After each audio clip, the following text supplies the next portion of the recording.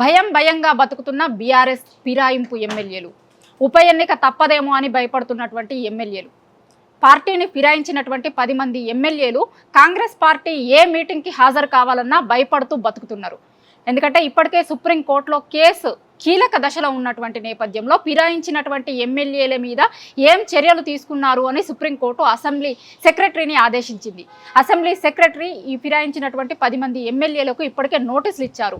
ఈ నేపథ్యంలోనే కేసు కీలక దశలో ఉన్నప్పుడు ఈరోజు సిఎల్పి మీటింగ్కి హాజరైతే కనుక దాన్ని సాక్ష్యంగా పరిగణించి వాళ్ళపైన అనర్హత వేటు పడుతుందేమో అనేటువంటి భయంతో ఈరోజు సిఎల్పి మీటింగ్కు బీఆర్ఎస్ ఎమ్మెల్యేలు డుమ్మా కొట్టారు. బీఆర్ఎస్ ఎమ్మెల్యేలు అంటే బీఆర్ఎస్ పార్టీ గుర్తు మీద గత ఎన్నికల్లో గెలిచి ఇప్పుడు కాంగ్రెస్ పార్టీలో చేరినటువంటి 10 మంది ఎమ్మెల్యేలు ఈరోజు మీటింగ్కి హాజరు కాలేదు. ఎందుకంటే భయపడుతూ వాళ్ళకి ఒకవేళ ఉప ఎన్నిక వస్తే కనుక ఎట్టి పరిస్థితిలో గెలవము అనేటువంటి భయంలో బీఆర్ఎస్ పార్టీ నుంచి కాంగ్రెస్ పార్టీకి వెళ్ళినటువంటి ఎమ్మెల్యేలు ఉన్నట్లుగా తెలుస్తుంది. అందులో భాగంగానే ఇవాళ సిఎల్పి మీటింగ్కు బీఆర్ఎస్ ఎమ్మెల్యేలు డుమ్మా కొట్టారు.